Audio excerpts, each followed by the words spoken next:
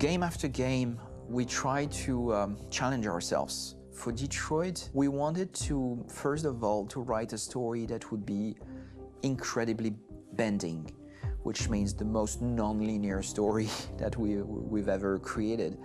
And we wanted really the player to have the possibility to change the story, change his own journey. When you're writing at Quantic, you're writing for an interactive medium. You know, when you're working in television, you'll put a character in a difficult situation, and you as a writing team will argue about what would that character do. But ultimately, you have to decide what happens, and you just show the audience. What's interesting about interactive drama is you bring the player into that conversation, and it changes your job slightly as a writer, because your job is to provide a narrative context in which the player can write his own story. You're giving him this kind of narrative Lego that he's going to snap together into his own shape. You also have the ability to make your audience attach themselves to your characters, because the audience is in some sense responsible for what happens to the characters. It's just a few cans. Come on, let's go. We have some cash now. You used me to steal that money. How could you do that? I trusted you. What is a bit specific about this scripts is how large they are. If you take a film script, there are about 100 pages, but here we have to deal with a script that is between 4,000 and 5,000 pages. Everything becomes bigger because we don't just tell one story, but we tell all the possible stories that can be told within this narrative space. On Act 3, our final act, we have around 1,000 different scenarios, and every one of those scenarios has to be as interesting, as passionate, as strong, and as emotional for the player. We want every action that the player does, every interaction that is available to serve in telling the story, and help the player understand who his character is, and build that character moment to moment.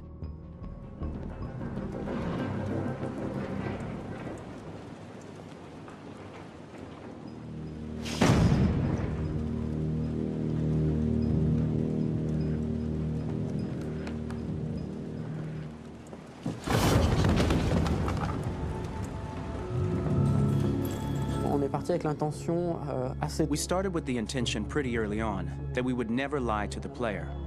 So we implemented a visible tree structure in the game that players can consult during a scene or at the end of it, which shows exactly what they did and what they missed. There are games out there offering world exploration. We offer narrative exploration. You know, keeping control of such a wide and large story is a huge challenge. So same thing when you shoot with actors, because you will need to shoot many different versions of each dialogue, of each scene. For actors, it's a huge, huge challenge. Because of the style of the game, you have so many different ways that the character can go. Every decision, it's what I call kind of choose your own adventure. Like every decision that the player makes, it's going to open up 40 more pages of material and experience that ties in, which means as a performer, you have to try to continue to make things feel real that the player might not ever see, but also that in performance, it's not always connected to a previous act. It's grueling, it's hard work, but it's a great team, and I enjoy doing it. I was really frustrated, until I got to this point where I kind of was able to step outside of my own experience and even in a lot of ways my own process, and be able to step outside of that and okay, this is something new, what do you need? How do I meet you there? How do I give you what you need and still feel like I'm doing what's right? And once I did that, then all of a sudden it got really fun. It was much freer, and having to approach it in a new way and think about the player and think about how it serves them and what I'm doing for them or what I'm letting them into. It's really, I think, helped me grow in general. Remember, there's nothing on the left, that's all, so it's probably all there. And then make her come first, close, but I think you would go first to check that it's safe. Okay, sure.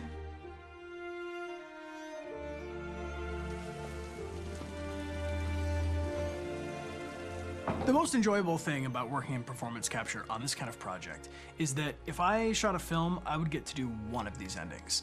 I get to do so many different things as Connor. Your head goes all over the place because you're trying to keep track of basically 4 different storylines for each different response. What's the name of my dog? Buddy? Scout. I think it's Jack. I can't remember. So I worked with physicality a lot because it was a good way to anchor myself in these different rings of the tree. As the story grows out, I know where that is physically in my body, and then I can switch more continually on set, and it'll be entirely up to the player to determine what order those things come out and what they look like from a distance. Like if you're playing through it, the culmination of all of that will be their version of Connor. I'm faster than you, and I don't feel pain.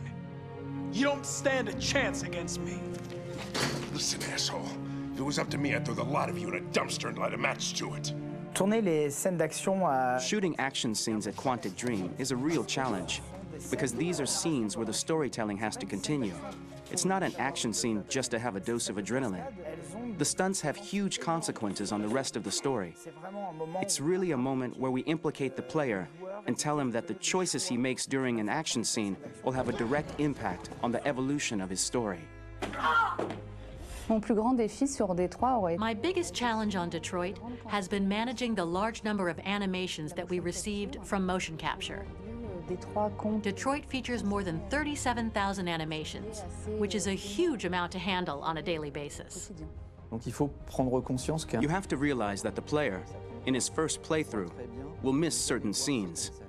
This also means that we had to think of, conceive, and produce all the potential story paths. The characters' costumes, the places, day or night, the weather. Did the character get shot in the shoulder? Did he get injured? All this consistency forced us to produce a lot of graphic assets in order to, quite simply, allow the player to have true continuity throughout the story. Honestly, we were even surprised by the challenges that come with such a big tree structure, and we did our best to guarantee quality across all the game and make sure that whatever path you choose within this narrative space, you will have an equally good experience.